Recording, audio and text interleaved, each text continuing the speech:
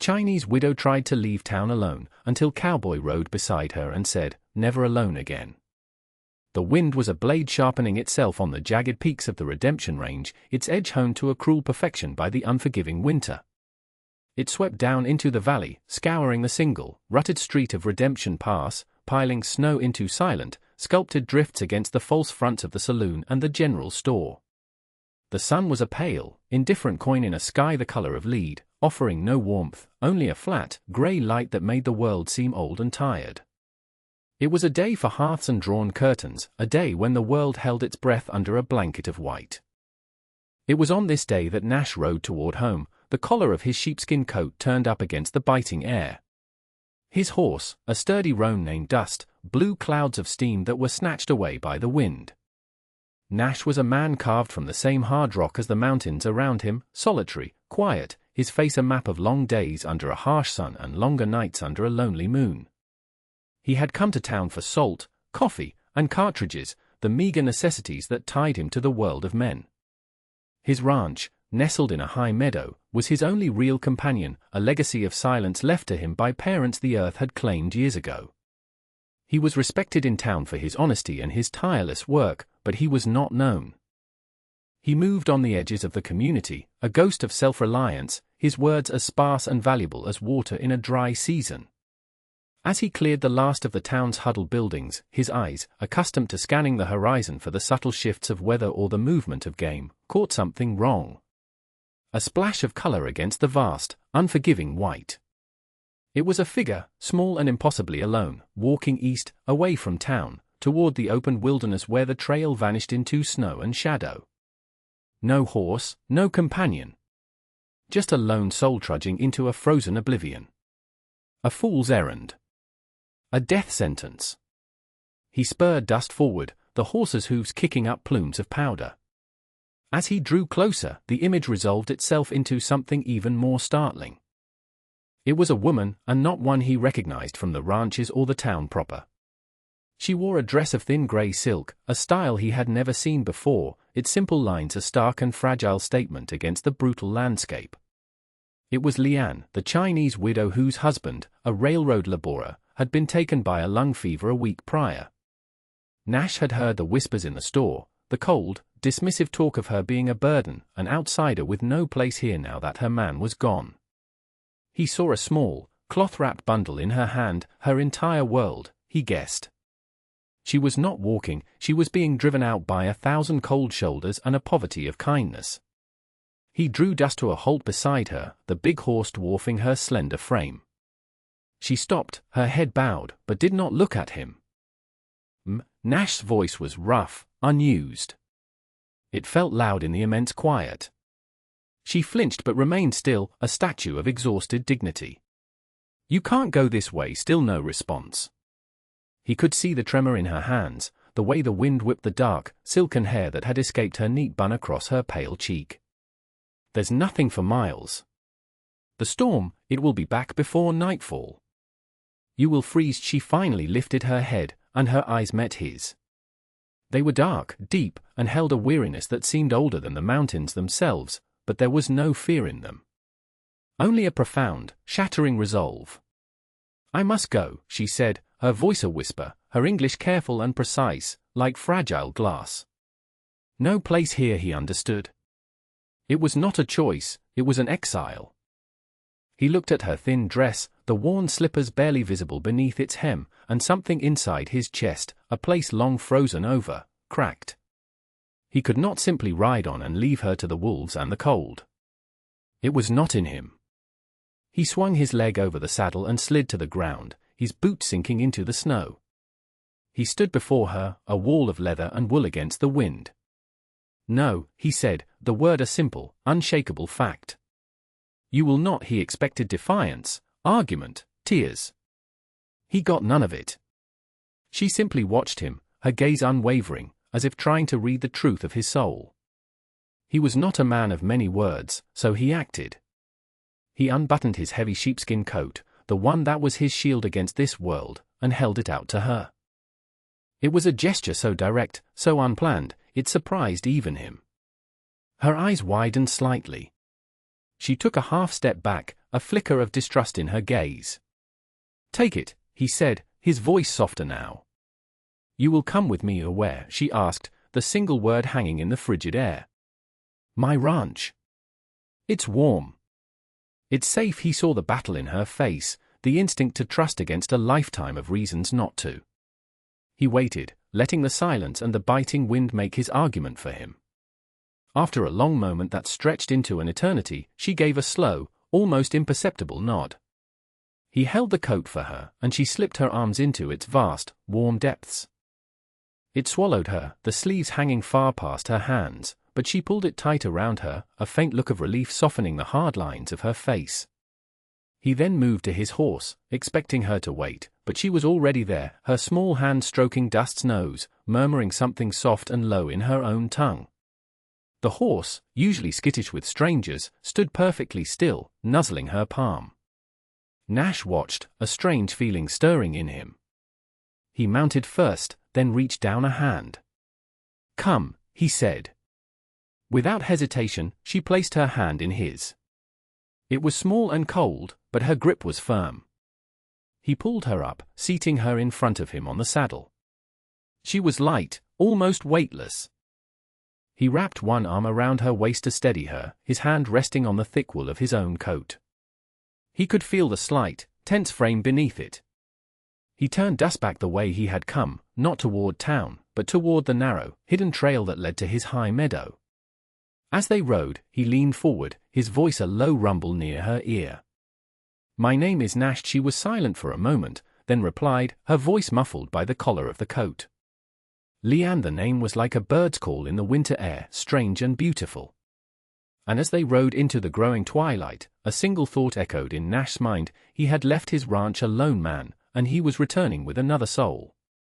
He did not yet know that in saving her, he was beginning to save himself. The journey to the ranch was a quiet passage through a world of white and gray. Leanne remained still in his arms, a silent presence that was both a comfort and a question. Nash felt the rigid set of her shoulders slowly relax as the warmth of his body and the heavy coat seeped into her. He guided Dust up the winding path, a trail only he and the wild creatures of the mountain knew well. The wind howled through the pines above them, but in the shelter of the trees, the air was calmer. Snow fell in lazy, fat flakes, clinging to his hat brim and her dark hair. When they finally broke through the tree line into the high meadow, the ranch house was a welcome sight, a sturdy log cabin with a stone chimney breathing a thin plume of smoke from the embers he'd banked that morning. It was not a grand place, just a simple, solid structure built to withstand the worst the mountains could throw at it.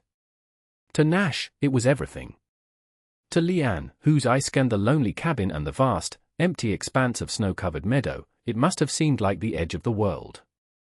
He dismounted and gently helped her down, her feet sinking into the deep snow. For a moment, she just stood there, looking at the cabin as if it were a mirage. "This is it," he said, the words feeling inadequate. He led her to the door, pushed it open, and ushered her inside. The air was cool but carried the scent of wood smoke and coffee. It was the scent of his life. The single room was spare and scrupulously clean. A stone fireplace dominated one wall, a bed was tucked into a corner, and a simple wooden table with 2 chairs stood in the center.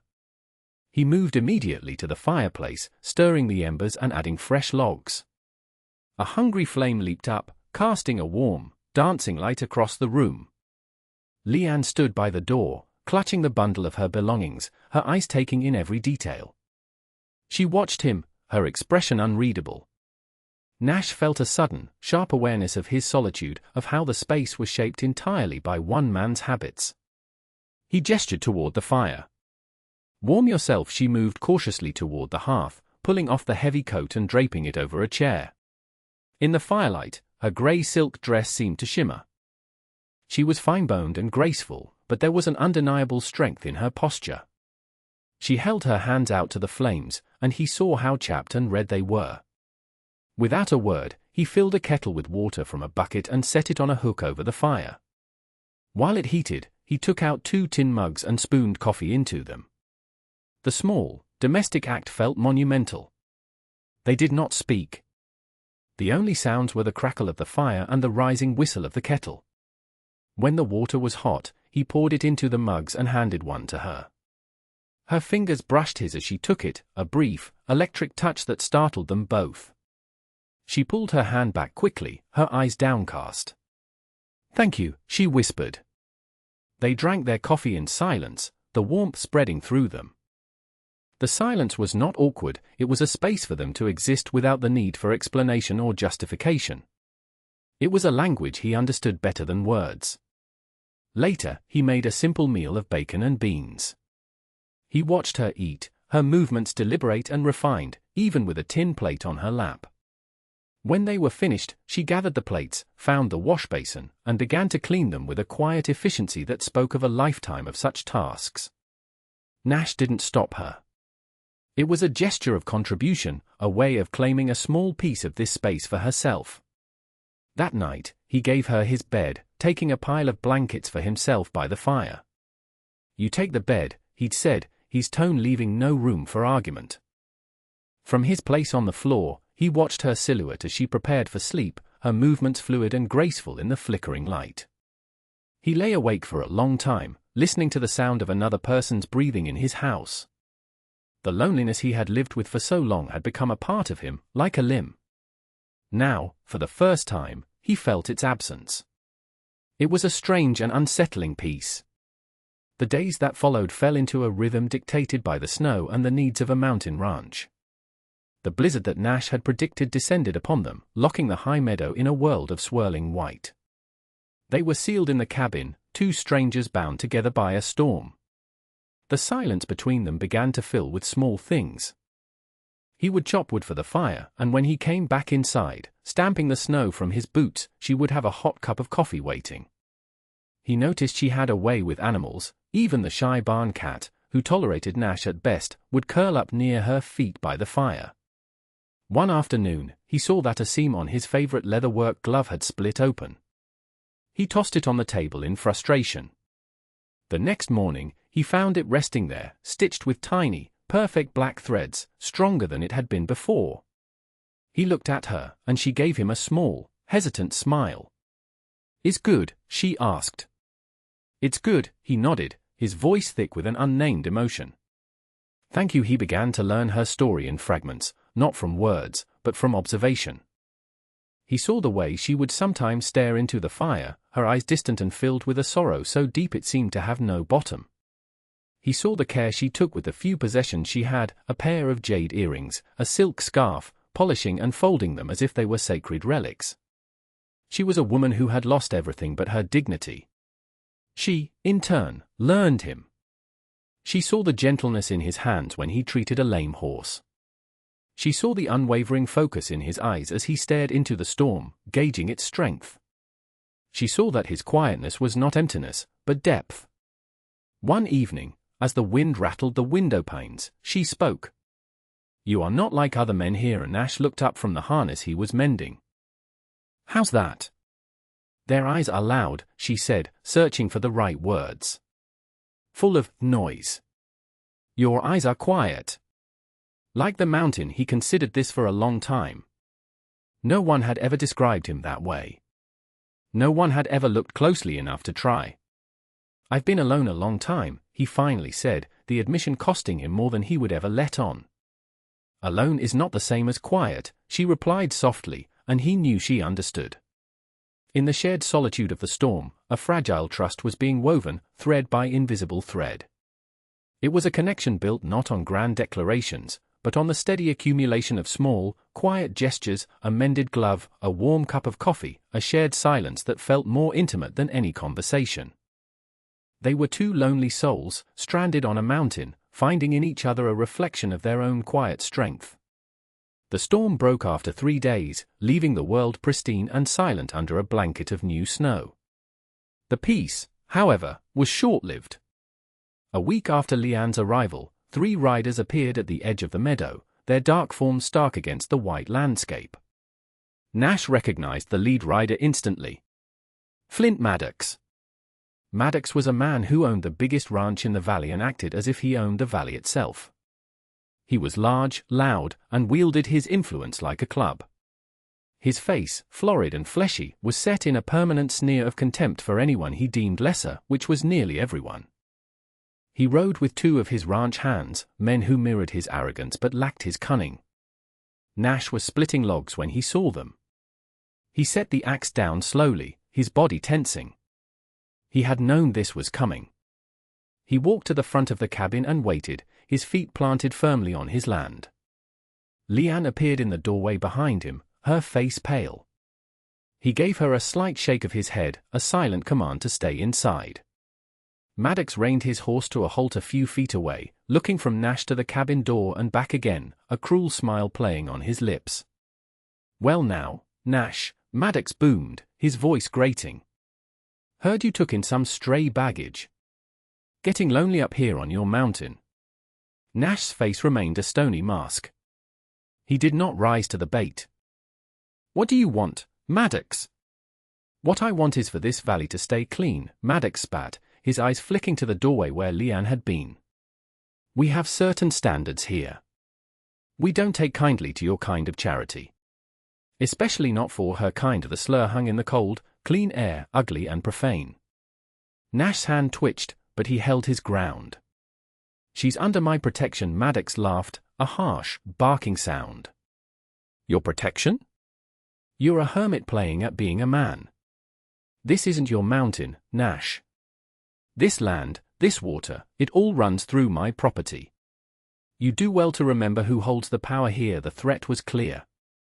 Maddox controlled the grazing rights in the lower valley and held sway over the merchants in town. He could make Nash's life impossible. "The woman is trouble," Maddox continued, leaning forward in his saddle. "The folks in town are talking. They don't like it. They want her gone. And what the town wants, I provide. So, I'll give you 1 day. 1 day to put her back on that road you found her on.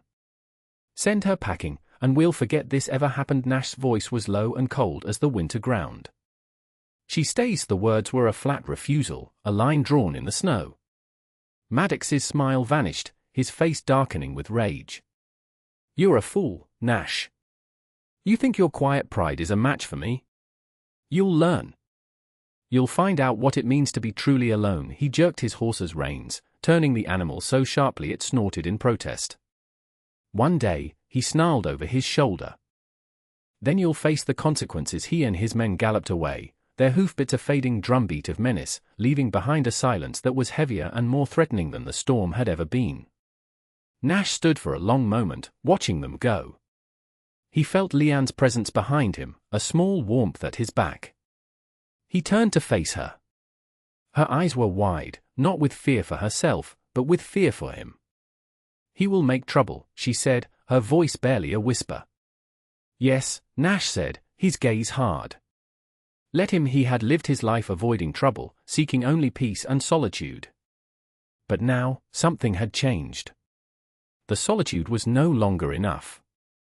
He had drawn a line not just for her, but for himself. And he would not retreat. True to his word, Maddox began to squeeze. When Nash rode into Redemption Pass for supplies the following week, the chill he felt had little to do with the weather. The storekeeper, a man he'd traded with for years, suddenly couldn't meet his eyes. "Sorry, Nash," he mumbled, staring at his ledger. "Fresh out of flour.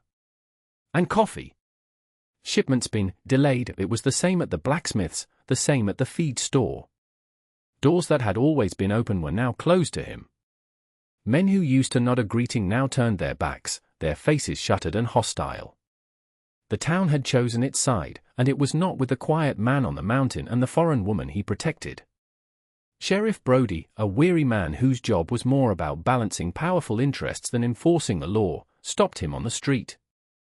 "Nash," he said, his voice low.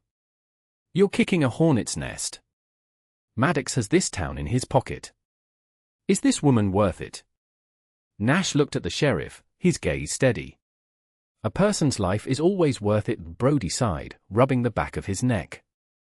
"Decency doesn't fill a man's belly, Nash. Watch your back." He returned to the ranch with only half of what he needed, the weight of the town's silent condemnation heavy on his shoulders. Leanne saw it in his face the moment he walked through the door. She took the near-empty sacks from his hands without a word, her touch gentle on his arm. That night, the sky opened up again, but this time it was not snow.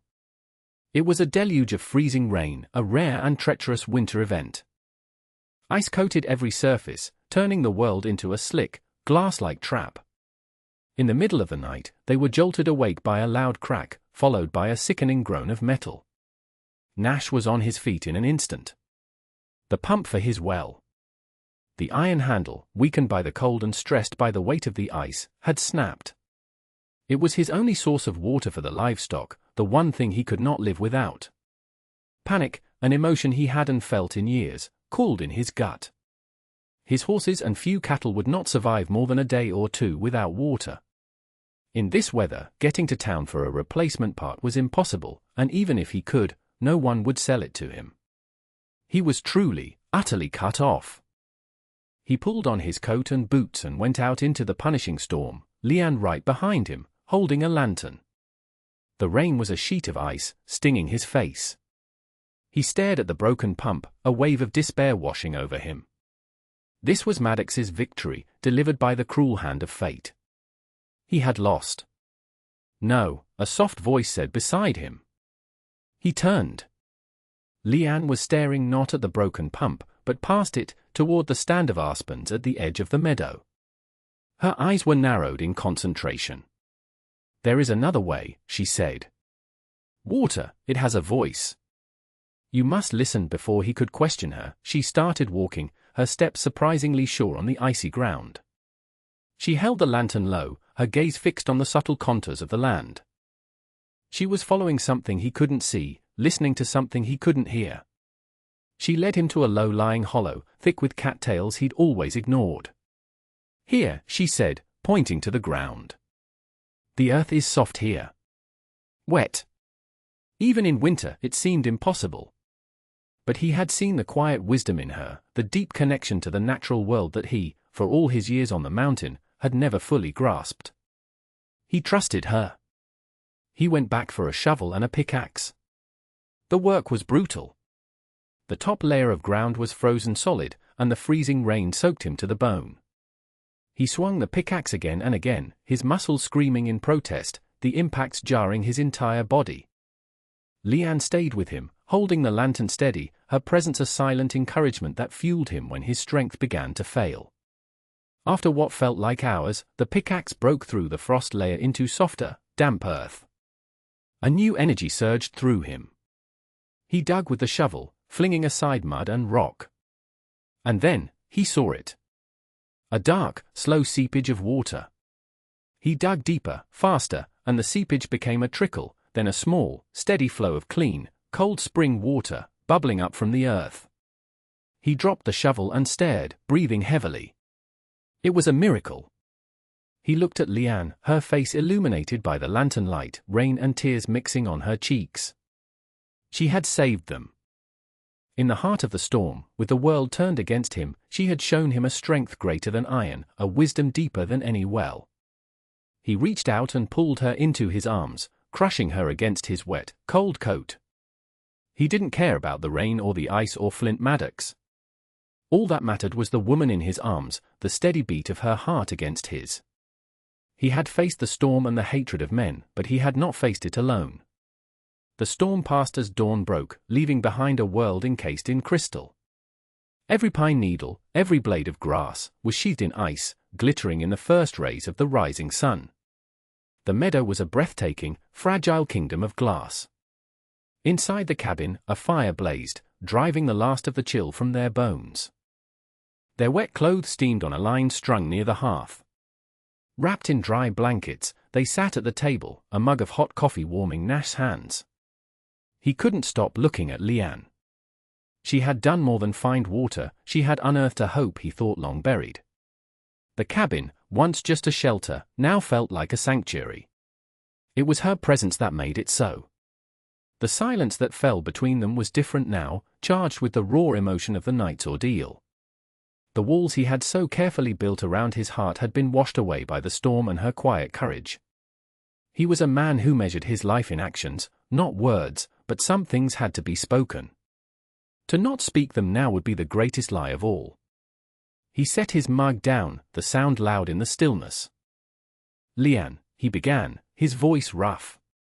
She looked up, her dark eyes meeting his. They were clear and calm, waiting. "For a long time," he said, staring into the fire, "this place was just rock and wood. A place to sleep. To survive. It wasn't a home." He paused, gathering the words that came so unnaturally to him.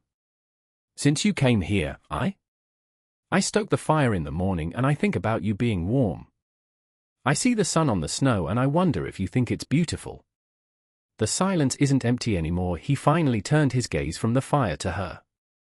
Her expression was soft, her lips slightly parted. She was listening with her entire being. "I've been alone my whole life," he confessed, the words raw and honest. "I thought that was my nature. Like a lone wolf. But I was wrong. I was just waiting. I didn't know it, but I was waiting for you." He reached across the small table and took her hand. It was warm, and her fingers curled around his. "I don't want to be alone anymore," he said, his voice dropping to a near whisper. "I don't want this to be just my ranch. I want it to be our home." It was not a question, but a statement of fact, a declaration of a truth that had become as essential as the air he breathed. Leanne's eyes glistened with unshed tears, but she was smiling. A slow, radiant smile that transformed her face, chasing away the last shadows of her sorrow. She brought his hand to her cheek, pressing her face against his rough, calloused skin. "Before you," she said, her voice trembling slightly, "I was a ghost. People looked, but they did not see me. My husband, he was a good man, but he saw the woman he left in his homeland. Not the woman I became here. You?" She looked directly into his eyes, and he felt the impact of her words deep in his soul. "You saw me." She tightened her grip on his hand. "This is my home now." Nash, the words were an acceptance, a promise, a foundation upon which they could build a new life. He stood, pulling her gently to her feet. He wrapped his arms around her, holding her close. It was not the desperate, frantic embrace of the storm, but a slow, tender holding.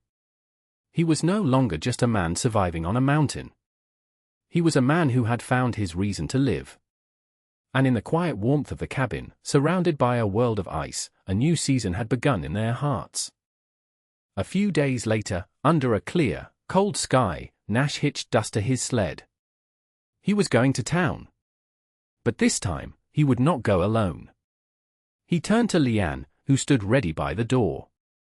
She was not wearing the grey silk dress of a widow, but a sturdy pair of trousers and a warm wool shirt he had given her, her hair braided neatly down her back. She looked strong, resilient, a woman of the mountains. "Are you sure?" he asked, his gaze searching hers. "They will not be kind, we will not be weak," she answered, her chin held high. She climbed onto the sled, and he took his place on Dust. Together, they rode down the mountain, leaving the sanctuary of the high meadow to face the world below. Their arrival in Redemption Pass caused an immediate stir. People stopped in the street to stare, their faces a mixture of shock and hostility. Whispers followed them like a foul wind as Nash guided the sled to the front of the general store. He dismounted and turned to help Leanne down, his hand protectively on her arm. He would not hide her. He would not be ashamed. He would stand by her, here, in front of everyone. As they stepped onto the boardwalk, Flint Maddox appeared, emerging from the saloon as if on cue. He blocked their path, his bulk filling the doorway of the store. His face was a thundercloud of fury. "I warned you, Nash," he snarled, his voice loud enough for the entire street to hear. "I told you to get rid of her. This town has no place for your charity case." Nash moved Leanne gently behind him, shielding her with his body. "This town has a place for my wife," Nash said, his voice clear and steady. The word wife echoed in the sudden, shocked silence of the street. It was a claim, a defiance, a declaration of a new reality. A few townspeople gasped. Leanne's hand tightened on his arm, but she stood tall behind him. Maddox was taken aback for a second, then he let out a roar of derisive laughter. "Wife? You fool! You think putting a ring on her finger changes what she is?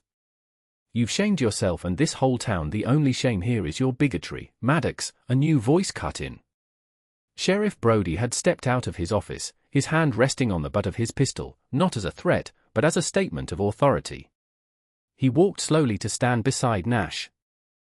"I've stood by and let you run this town with fear for too long," Brody said, his tired eyes now hard as steel.